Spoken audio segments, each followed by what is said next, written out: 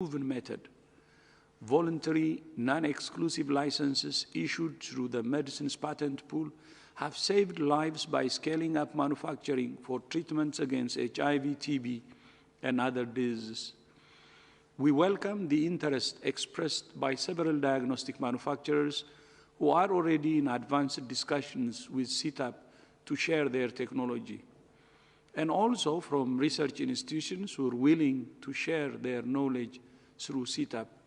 But we need more developers to come forward and share life-saving tools so that we can ramp up production and expand access. Originator companies that contribute their knowledge to CTAP can quickly access the production capacity they need to manufacture enough for everyone while collecting appropriate royalties. Contributions to CTAP are voluntary, transparent, and non-exclusive, allowing multiple qualified producers around the world to manufacture COVID-19 health products. Once agreements are signed, CTAP will support companies in the management of signed agreements for effective implementation and provide technical assistance to countries when needed. Once fully functional, CTAP assisting in the expansion of manufacturing could provide increased supply for countries and COVAX. Today, I'm honored to be joined by the thought leader behind CTAP, His Excellency Carlos Alvarado Quesada, President of Costa Rica. The President and I issued an open letter yesterday calling on all countries to support CTAP. Governments can play a lead role in creating incentives for industry to support our effort. Your Excellency, thank you for your leadership and welcome, and you have the floor.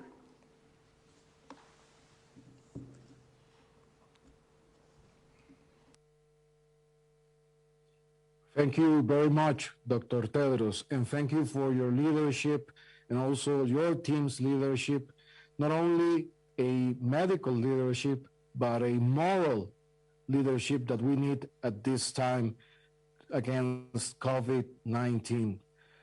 And also, thanks to all the ministers and national authorities that join us today.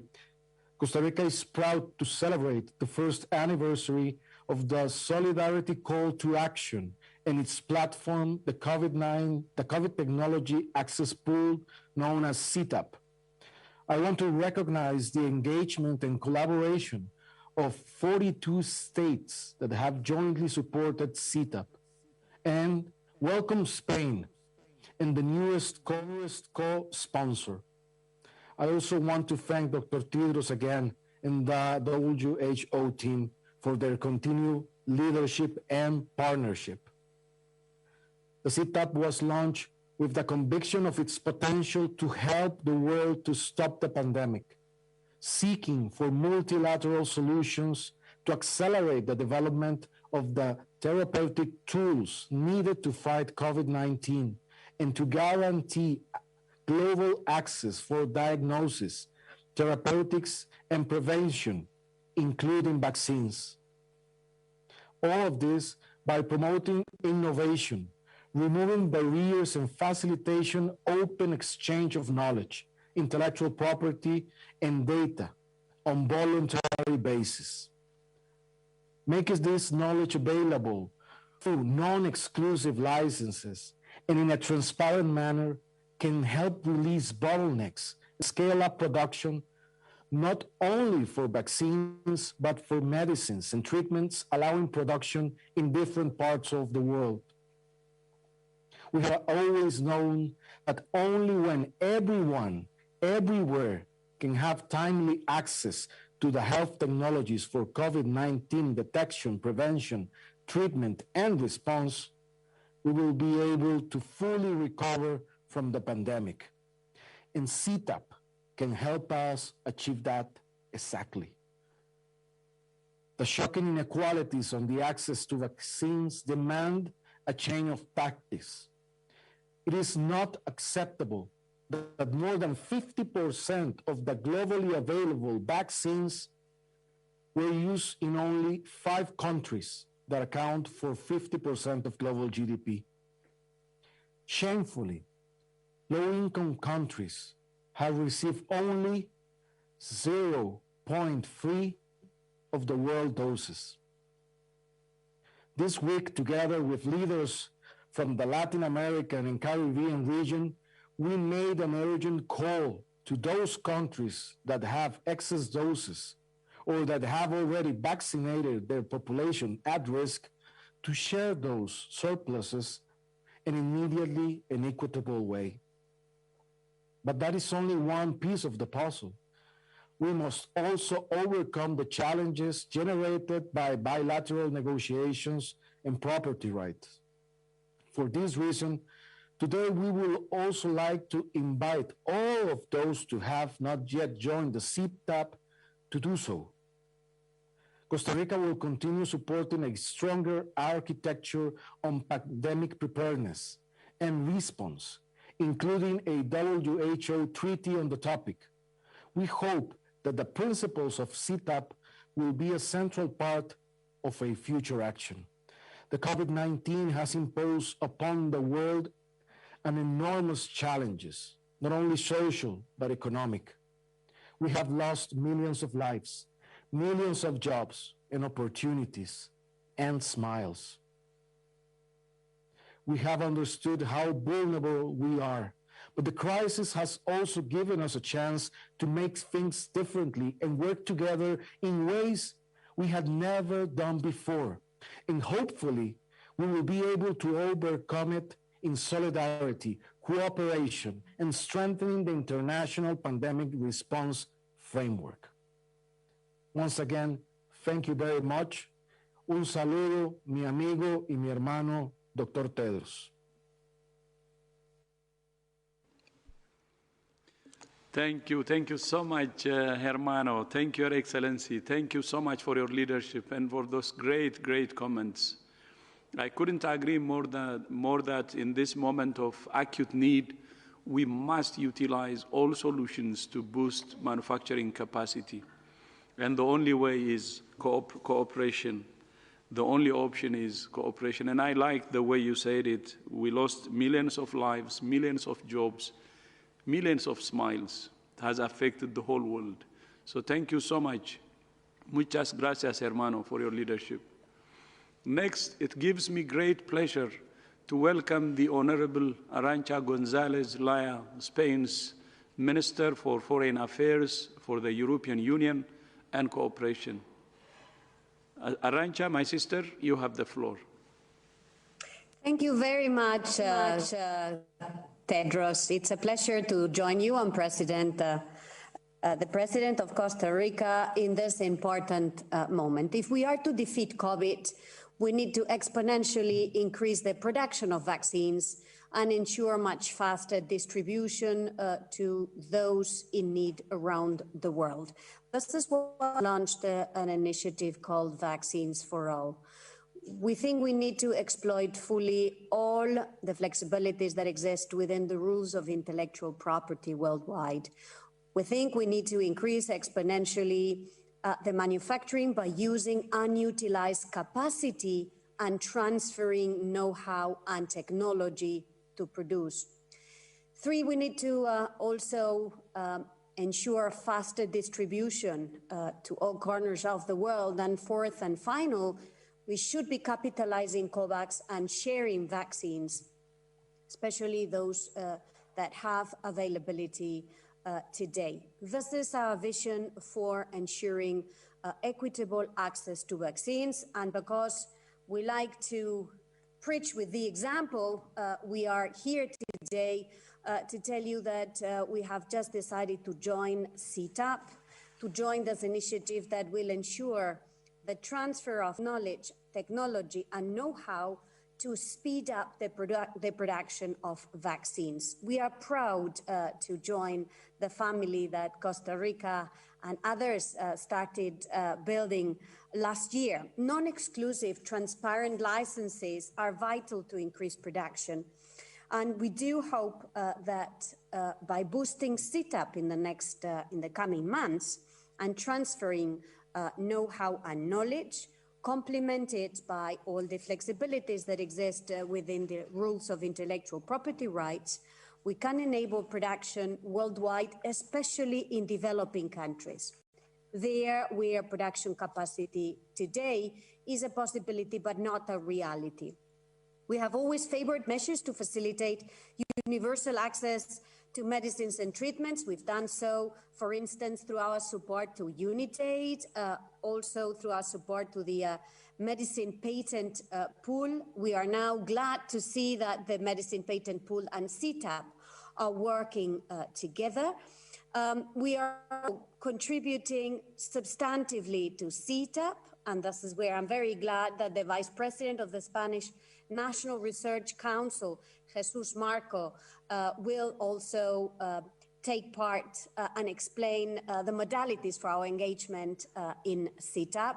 Finally, we think we must ensure greater synergies between CTAP ACTA, the initiative of which we are also a founding member and an active contributor. If we do so, we will have all the ingredients to win the battle against COVID. So thank you again for giving us this opportunity.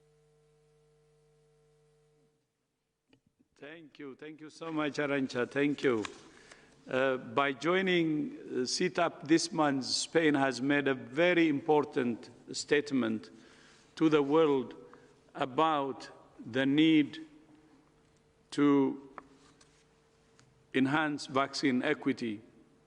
I now turn to your compatriot, Professor Jesus Marco, Vice President of the Spanish National Research Council.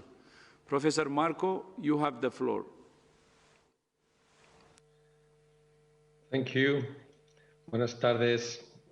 Good evening. At CSIC, the Spanish National Research Council, we have worked since the beginning of this pandemic to ensure that all the COVID-19 related technologies being developed in our labs reach society as soon as possible. Our aim is for them to be manufactured in Spain, but also in any other country that demands them. And to this end, we have approached these licenses for the assignment of exploitation rights for these CSIC technologies on non-exclusive terms, avoiding situations in which demand cannot be met due to the production limitations on the part of the licensee. In this regard, and being aware of the CTAP initiative, a few months ago we began talks with both the WHO and the MPP with the idea of launching transfer projects in which an open license would be granted for the commercialization of CSIC technologies. Specifically, the first approach we have considered is based on the development of a serological test with 99% reliability, capable of identifying and quantifying 3 different types of antibodies, IgG, IgM, and IgA, and also able to differentiate antibodies produced by vaccination from those produced by natural COVID-19 infection. In addition, as part of our global vaccine project, CSIC is also committed to promote the commercialization of some of our vaccine candidates, studying the possibility of licensing them on a non-exclusive basis in order to meet society's demand and help on building capacities and transferring the technologies to low and middle-income countries. Thank you very much. Muchas gracias. Thank you. Muchas gracias, Professor. You're right that publicly funded research plays a key role in the development of health technologies, and in the midst of a pandemic, now is the moment to share them fairly. Next, we're joined by the Honorable Mariam Kitia, the Minister of Development Cooperation of Belgium. Minister Kitia, the floor is yours. Mr. President, Mr. Director General, ladies and gentlemen, the past year we faced many issues of conscience as human beings. As office holders, we had to take up responsibility. Never have we mobilized so many resources in so little time.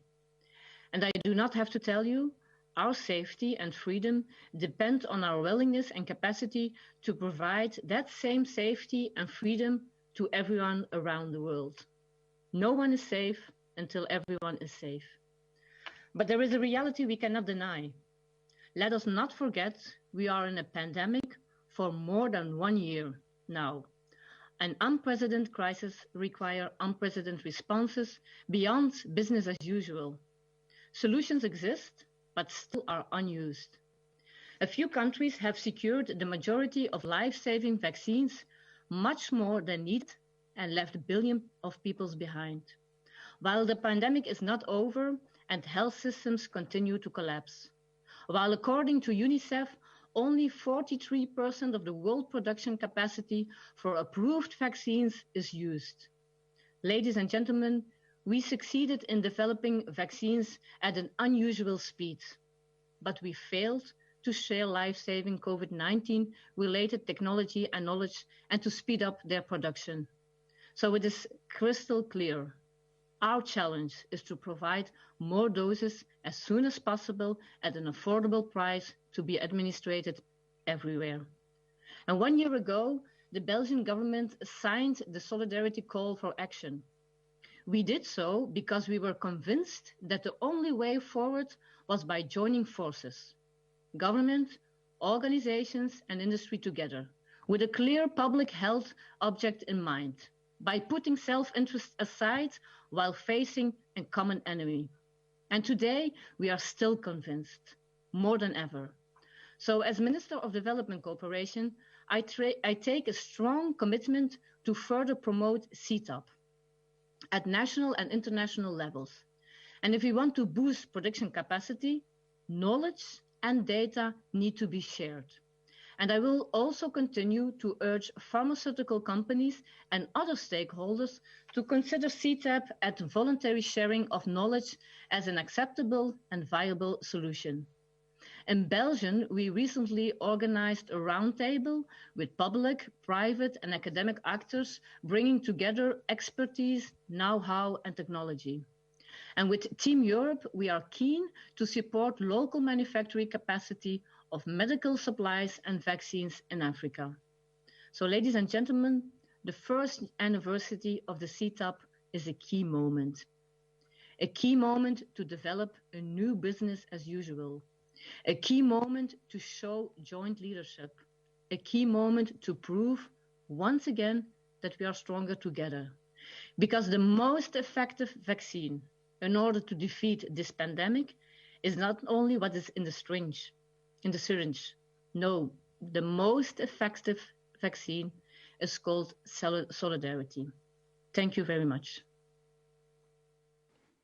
Thank you. Thank you so much, Minister Ketia. Belgium has a key role to play to ensure that everything possible is happening in the EU and across the world for the equitable production and rollout of tests, treatments, and vaccines. So thank you so much for your commitment and leadership. Next, I'm pleased to introduce the Honorable, my friend, Budi Gunadi Sadikin, the Minister of Health of Indonesia. Minister Gunadi Sadikin, please, you have the floor. Mr. President, my brother Tedros, ladies and gentlemen, COVID-19 pandemic has brought us to one of the darkest times in recent history. Indonesia by today has 1.8 million confirmed cases and around 50,000 deaths. While we have seen good news in some part of the world, in many countries rolling out successful vaccination program, diagnostic and therapeutics, some of other countries are still lacking at accessing of those tools. As one of the first countries to join CTAP, Indonesia strongly supports CTAP initiative to ensure global access to vaccines, diagnostics, and therapeutics technology in our fight against COVID. Indonesia is ready to contribute. As the largest vaccine manufacturer in Southeast Asia, we indeed have the capacity to upscale our vaccine productions to meet regional and global demand. We have a unique position also because we are one of the largest Muslim countries, where manufacturing vaccine with a halal certificates sometimes can be very crucial in the implementations of a vaccination program. Currently, we have 6 manufacturers with production capacity of 550 million doses per annum. Unfortunately, we can only produce vaccine with the technology platform of virus or protein base. We don't have access to vaccine with factor base or nucleic acid base like messenger RNA. So we are really looking to have access to those technologies, and we are ready to contribute. I totally agree with my brother Tedros that always say that no one is safe until everyone is safe. Let me add, if a country want to go fast, they can go alone. But if countries want to go far and long, we have to go together. Thank you. Thank you so much, my brother. By the way, I would like to say this is actually a rare occasion, and it's not often actually we're joined by a nuclear physicist. The first time actually. So thank you so much. I'm just telling the audience your background also. And you're right that in Southeast Asia, some countries are under enormous pressure, and we appreciate your readiness to contribute to scale up production of health products. Our next speaker is Abdul Muqtadir, the Chairman and Managing Director of Incepta Pharmaceuticals from Bangladesh. Mr. Abdul Muqtadir, the floor is yours. Thank you, sir, for inviting a company from Bangladesh. CTAP is a wonderful initiative, and we congratulate the President of Costa Rica and Director General of WHO for establishment of this platform. Many people have released very soothing and encouraging statements about CTAP, but unfortunately, some of them are misleading and empty. 1 year has passed, but the initiative is yet to bring any result. We have seen some summary statements like low and middle income countries do not have the ability to acquire the technology and deliver quality products. We wonder who made this critical assessment and how people can make such statements. Contrary to such comments, 80 to 90% of the medicines by volume for the whole world, including the developed countries, are made by such generic companies. If some people are not willing to collaborate, then it is their choice, and the world leaders should try to find out the real reason and mitigate their concern. Only through such initiative, these companies can be brought to CTAP. Let us be all clear in our mind that there are untapped high-quality production capabilities in countries like ours, and these can be utilized to increase the supply of vaccine. In going forward with such initiative, all stakeholders will benefit more than not doing so. We should try to find out ways to make CTAP successful. Let us identify what technology is actually available. Inactivated vaccine appears to be providing good efficacy, and the technology is well known. WHO may take the following steps to make it available. Clearly document the technology and arrange sharing of clinical data from existing manufacturers. Number 2, if the existing producers are not willing to share data, then WHO can define a clear regulatory pathway for first generation of data through comparative clinical studies with approved vaccines. Number 3, provide information on availability of equipment and other relevant information on supply chain. There is another one important thing, that international collaboration is often hindered because of national regulatory authority of some countries with substantial vaccine manufacturing capacities do not have WHO approval to their NRA, that is, do not have functional NRA like ours in Bangladesh.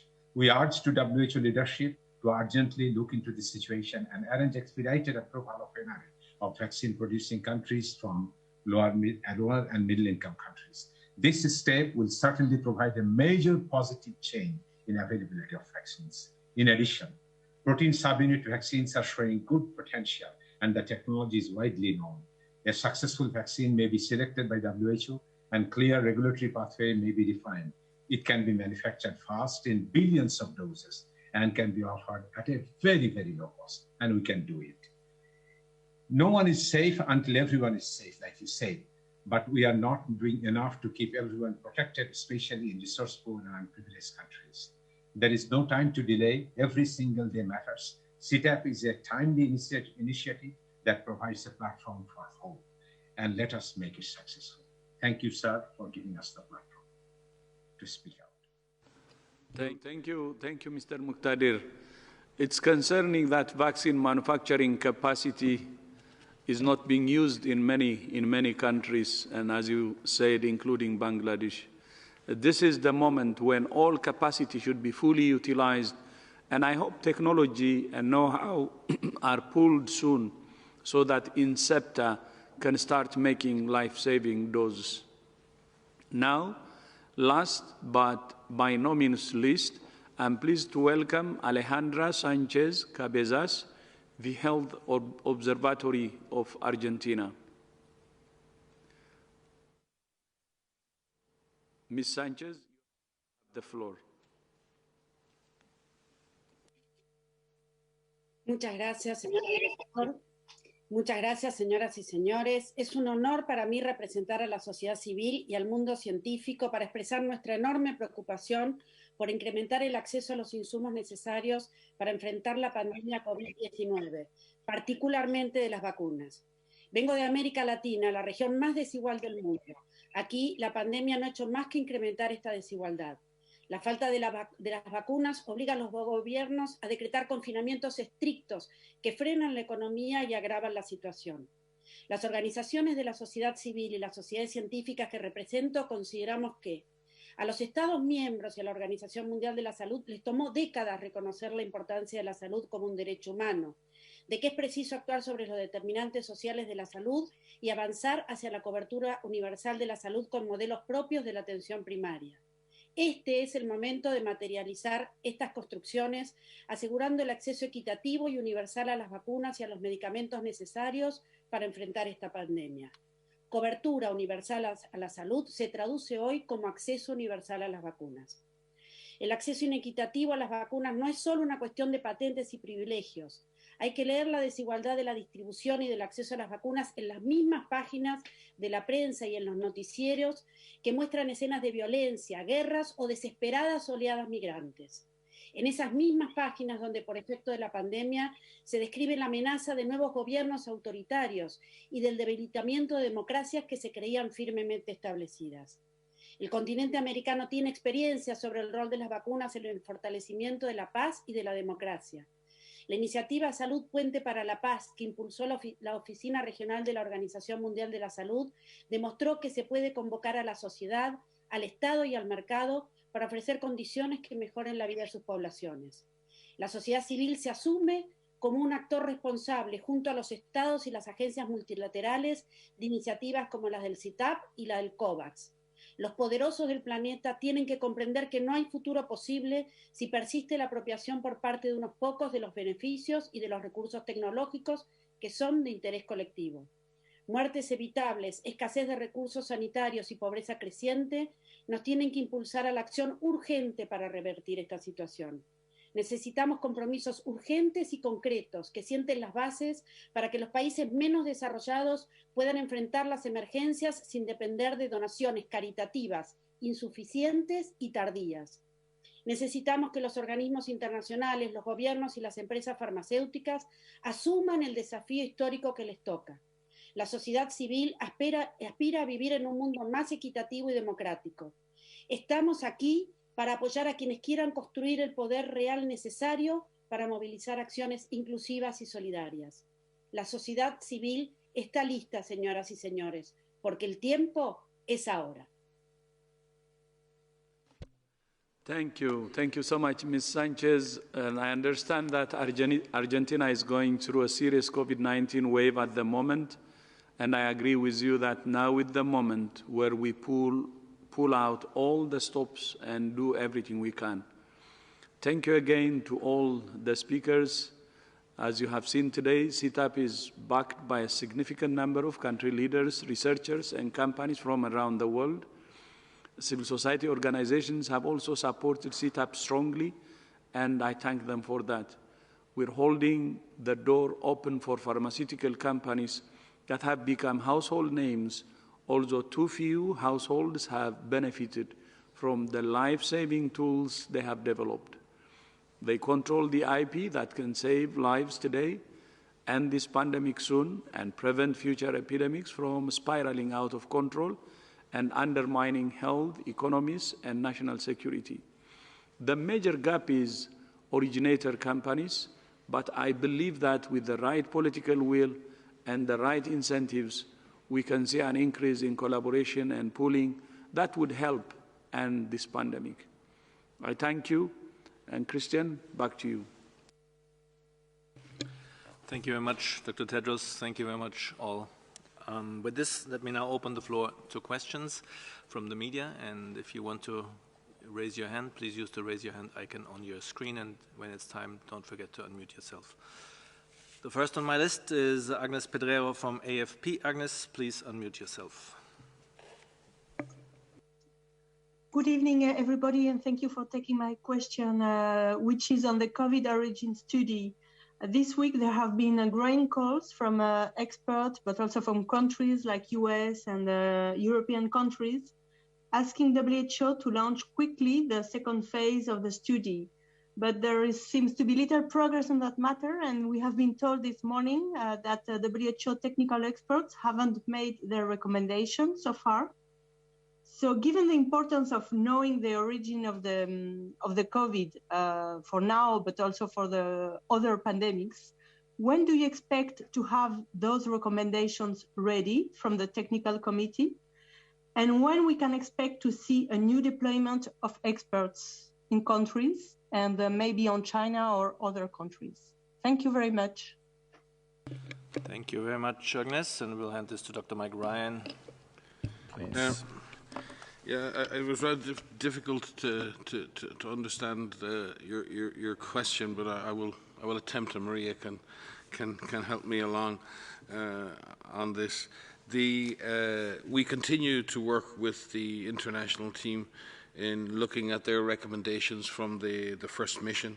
We've engaged with member states since then, with a large number of member states, to seek their inputs into the next phase of the studies that are needed. And I think this is important to restate that WHO nor our member states, when they made the resolution last May, WHA 73.1, specifically referred to studies and missions, because it was clear that it was going to take time, and it was going to take multiple studies and likely multiple missions in order to fully elucidate the origins of the virus, if that were ever possible, given the difficulty historically with being able to do that.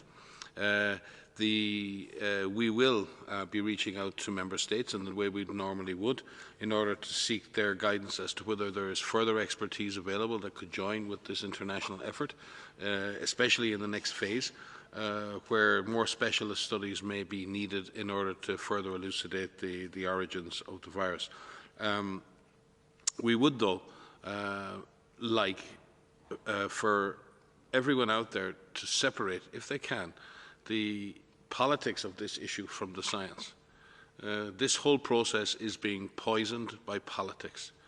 And if you expect scientists to do their work, if you expect scientists to collaborate and actually get the answers that you want, actually seek in a non-blame environment to find the origin of the virus, so we may all learn how to prevent this happening in future, we would ask that this be done in a depoliticized environment where science and health is the objective of this, and not blame and politics. Because quite frankly, over the last number of days, we've seen more and more and more discourse in the media with terribly little actual news or evidence or new material, and this is quite disturbing, quite frankly. Every country and every entity is free to pursue their own particular theories of origin. It's a free world. WHO is a member state organisation, and we seek to work with all of our member states to seek answers collectively. We do that within the framework of the mandate that we have as an organisation. We do that in collaboration, by consensus. That is the way our organisation works. The Director General has been clear. All hypotheses for the origin of the virus remain on the table. Further studies are going to be needed across the board to further elucidate those origins. And we believe we can make more progress, especially with the support of our Member States and the support of scientists working in a positive manner. To do that, we need space. To do that, we need governments to work together and create the space in which this work can be done successfully. Putting WHO in a position like it has been put in is very unfair to the science we're trying to carry out, and it puts us as an organisation, frankly, in an impossible position to deliver the answers that the world wants.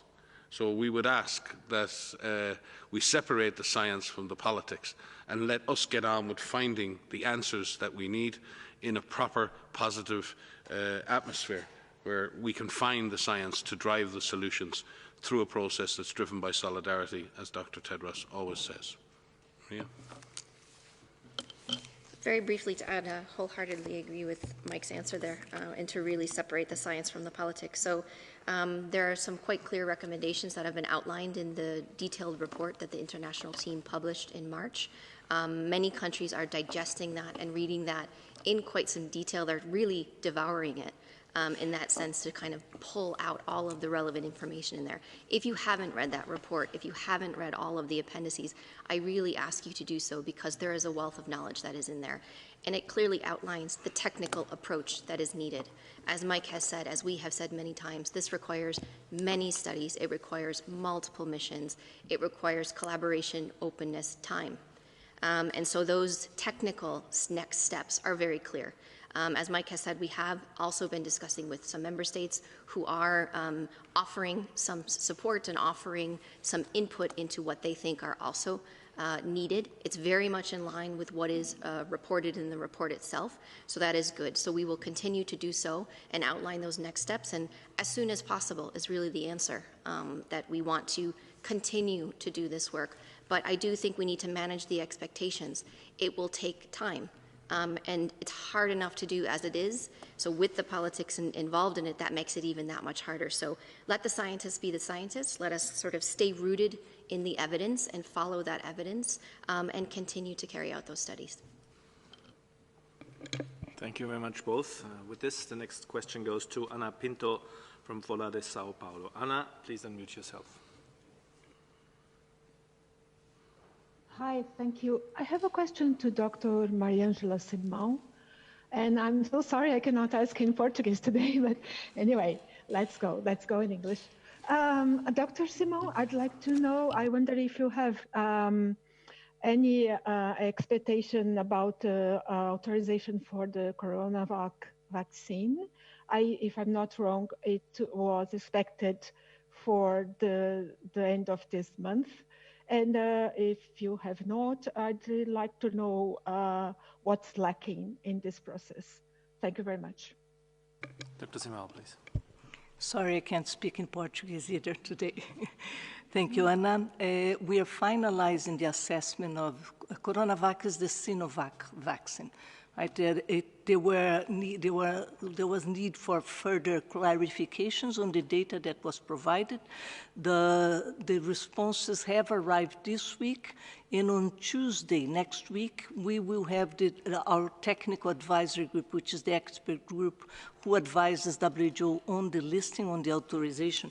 So we expect that Tuesday we will have a decision, and the report should be available the next day for sure. So it's next week, and it was just a delay because there were some clarifications needed from the manufacturer. Thank you very much. Next question goes to Simon Ateba from Today News Africa. Simon, please unmute yourself. Thank you for taking my question. This is Simon Ateba with Today News Africa in Washington, D.C.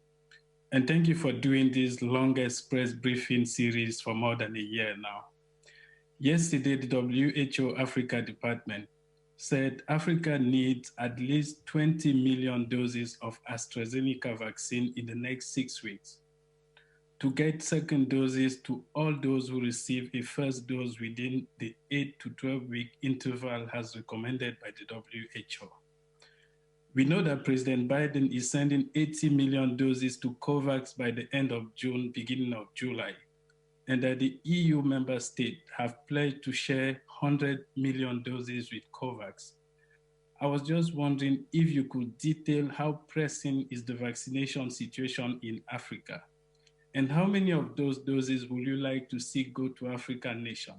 Or even, what is the WHO doing now to ensure that Africa is not left behind and that those who need a second dose have it? Thank you.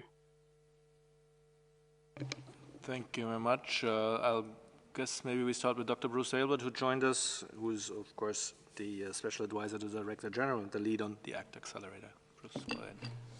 Thank you very much, Simon, for the important question about what's happening with respect to the vaccine rollout in Africa.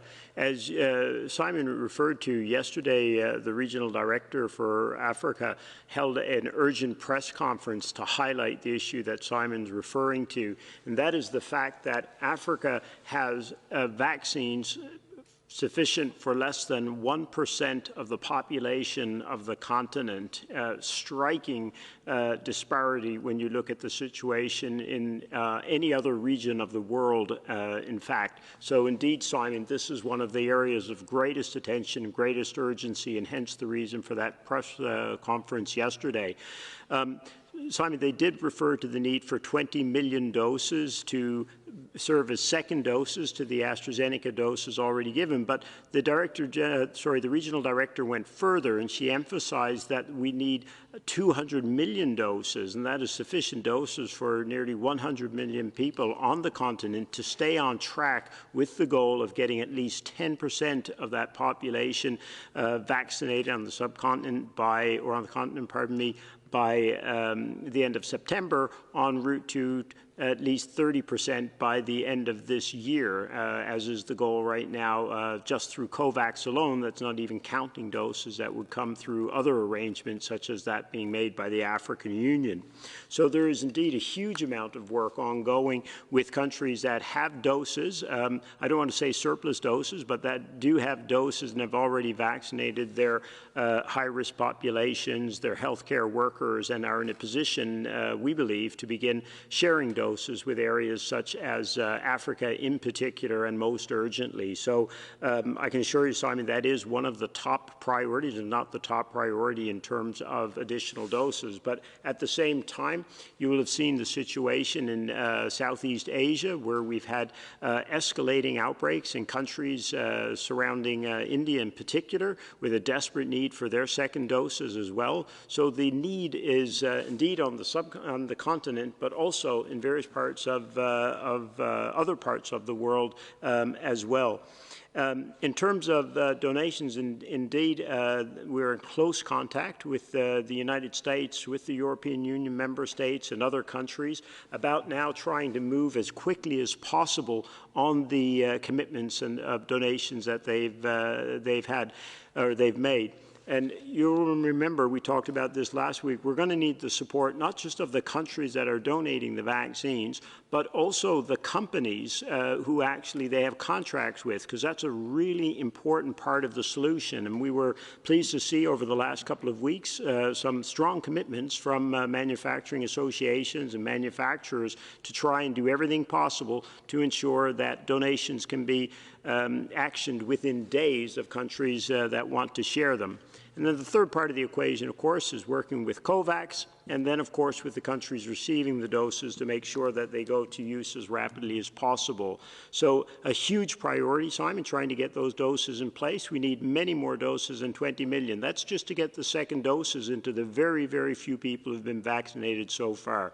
We need hundreds of millions of doses to start moving toward vaccine equity and to start getting not just the high-income, well-vaccinated areas out of this pandemic, but the entire world. Because as the Director General said so many times, we can't get out of this alone. We need to get out of this together. Thank you so much, Dr. Aylward. And for Dr. Swaminathan, please. Just to add to what Dr. Aylward said, it's true that we are doing everything possible, and we encourage all countries that have excess doses to share with us, to share with COVAX facility as soon as possible, so that we can get those out and vaccinate people who need to be protected.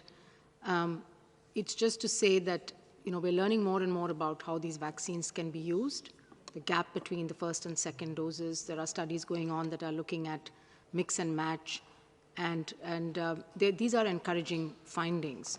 So to reassure people that even if the second dose is a few days or weeks later, it's still going to serve as a booster, and it's still going to boost that immune response and give high levels of protection.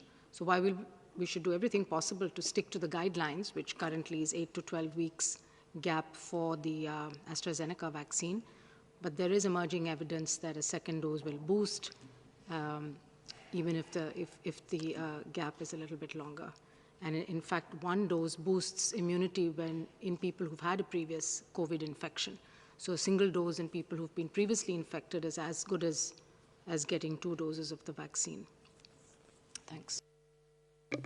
Thank you very much, Dr. Swaminathan. The next question goes to Priti Patnaik from Geneva Health Files. Priti, please unmute yourself.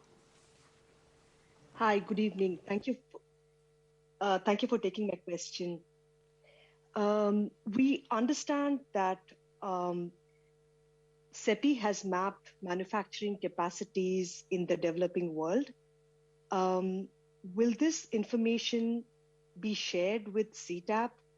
And how many, if any, companies have expressed interest in working with CTAP? Thank you so much. Dr. Swaminathan, please. I can start, and Dr. Simao will definitely follow up. So yes, we have this manufacturing task force now within COVAX, so that's CEPI, WHO, Gavi, and UNICEF, plus other partners, including the private sector that have come on board. And the idea really is to try to solve the acute problems of supply chain and raw materials and fill and finish. And CEPI, in fact, has fill and finish capacity that they have already booked. So any companies that need excess fill and finish capacity that have bulk product can be immediately matched. In terms of the mapping, yes, there is an extensive mapping going on, and there's also work going on to have one place to bring together all the different initiatives that are happening. Because as you know, there's a lot of interest in this space, and many different countries and groups are looking at how to expand manufacturing. So it's important to bring all those initiatives and be aware of and collaborate. The manufacturing capacity work should be completed soon, and it should be made available for sure, because the idea really is to encourage developers and those who have the know-how to link up with places where there's capacity. We heard the head of Incepta from Bangladesh making a very impassioned plea for using capacity in companies such as his and many others that exist across the world, including in Indonesia. We had the Minister of Health also speak about this. So there is capacity, there's interest, and there's willingness of both from companies and governments to really invest in this and ramp up production. So there's really a call for those who have the know-how and the capacity to come and collaborate with us, with the manufacturing task force, and through CTAP, we can really enable and assist this to happen in a very well coordinated and equitable manner. Mary Angela. Thank you, Priti, and thank you, Dr. Sumia. We are in discussions and some advanced negotiations with 5 diagnostic manufacturers, and we have in sight 2 vaccine producers that would be willing to share technology, and the discussions are initiating right now through CTAP.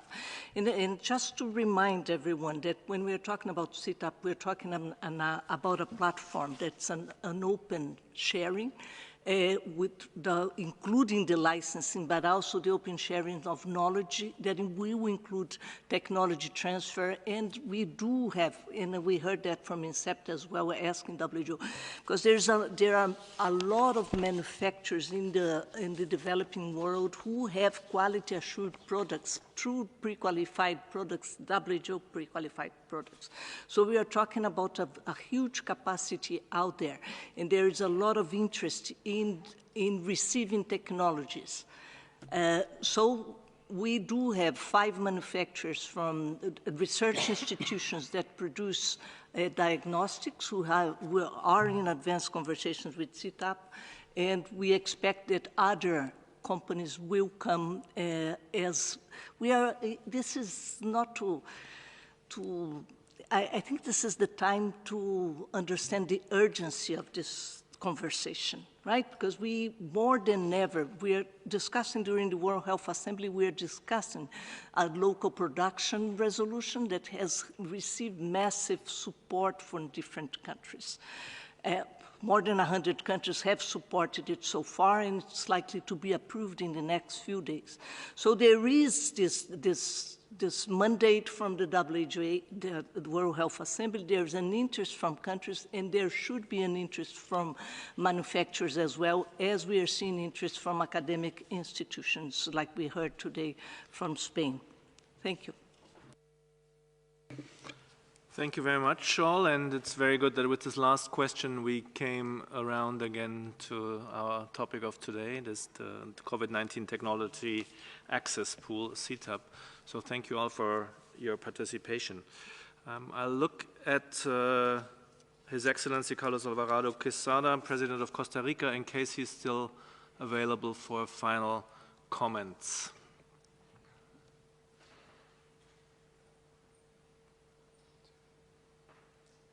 It doesn't appear to be the case, in which case I will start handing back to Dr. Tedros, of course, for the final round. But before that, let me all remind you that we will be sending the sound files and the audio files of this briefing right after the press briefing, and we'll have everything online as of tomorrow morning. For any further questions, please write to mediainquiries@who.int. Dr. Tedros, over to you. Thank you, Christian. And I would like to thank President, His Excellency Carlos Alvarado Quesada for joining us today and for his leadership, and also to all ministers who have joined today and other colleagues representing different institutions, various institutions. And I would also like to use this opportunity to thank the media for joining us today, and bon weekend, and see you in our upcoming presser next week. Bon weekend.